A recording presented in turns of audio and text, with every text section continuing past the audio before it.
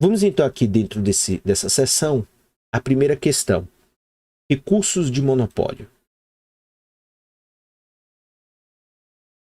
Maneira mais simples pela qual o monopólio pode surgir é uma única empresa ser proprietária de um recurso-chave. Então, recursos de monopólio. Vamos ver lá as 3 barreiras que o Menkil coloca lá como fundamentais. Então, a maneira mais simples pela qual um monopólio ele pode surgir é uma única empresa ser proprietária de um recurso-chave.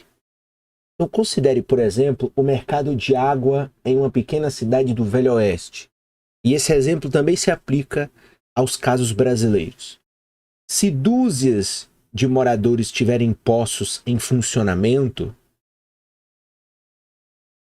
o modelo competitivo discutido no capítulo anterior descreverá o comportamento dos vendedores. Como resultado da competição entre fornecedores de água, o preço de um galão de água será igual ao custo marginal do bombeamento de um galão adicional. Entretanto, se houver somente um poço na cidade, ou um rio, enfim, um lago, um sistema de abastecimento, e se for impossível obter água de uma outra maneira, então o dono do poço terá um monopólio sobre a água dessa cidade. Não é de surpreender que o monopolista tenha muito mais poder de mercado que qualquer empresa em um mercado competitivo, o que a gente já viu no começo desse capítulo, então isso aí já está sob controle. No caso de um bem indispensável como a água, o monopolista pode exigir um preço muito alto, mesmo que o custo marginal de bombear um galão adicional seja relativamente baixo. Um exemplo clássico de poder de mercado que resultou da propriedade de um recurso-chave é o da De Beers, empresa de diamantes da África do Sul. A companhia foi fundada em 1888 por Cecil Rhodes, empresário inglês e benemérito distribuidor de bolsas de estudos. A De Beers, às vezes, controla cerca de 80% da produção mundial de diamantes.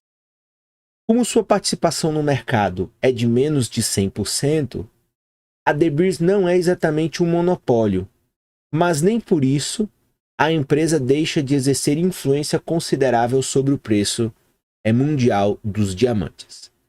Embora a propriedade exclusiva de um recurso-chave seja uma causa potencial de monopólios, estes raramente surgem por esse motivo na prática.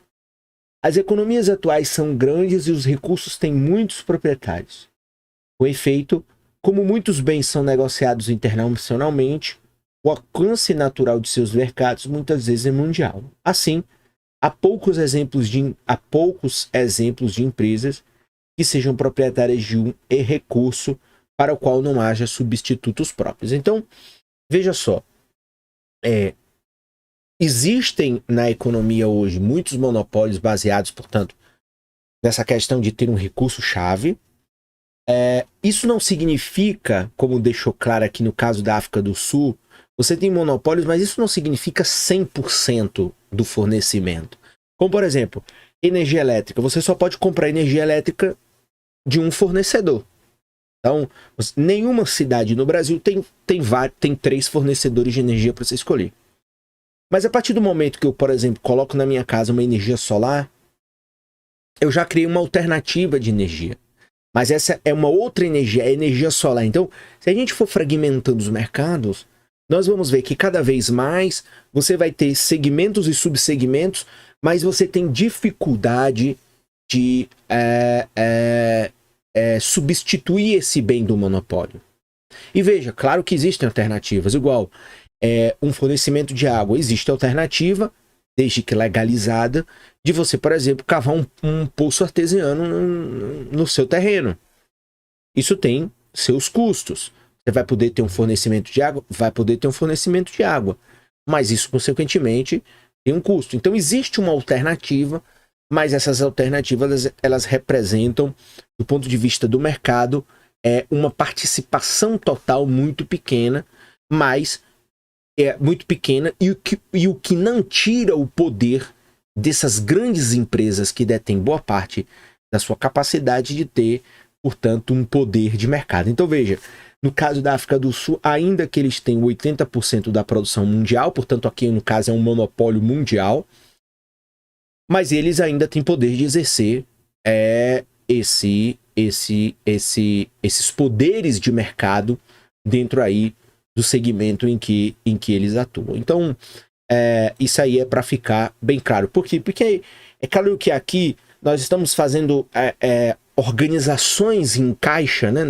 Em cada caixinha, estamos organizando teoricamente, metodologicamente, como funciona cada estrutura de mercado.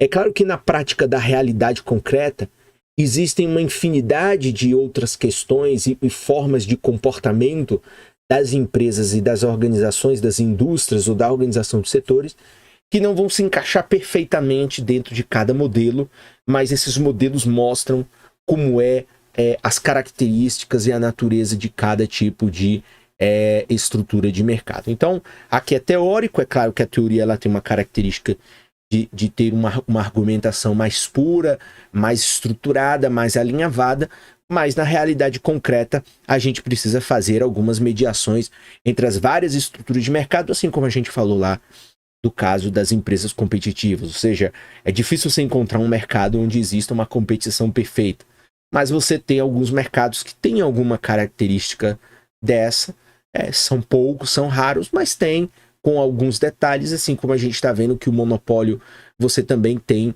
algumas características que depois vai ver. Nesse caso dos diamantes aqui, claramente está se concretizando como uma espécie de oligopólio, ou seja, você vai ter uma, duas ou três grandes empresas que vão ter um superpoder dentro desse mercado, mas neste caso está com uma característica de monopólio porque você detém quase 100% do mercado. Então, a gente precisa compreender que na realidade concreta a gente precisa fazer essas mediações entre as várias opções de estrutura de mercado, porque como o mundo é muito complexo, nós não vamos ter estruturas de mercados puras, né? De maneira a serem perfeitamente ajustadas a essa teoria.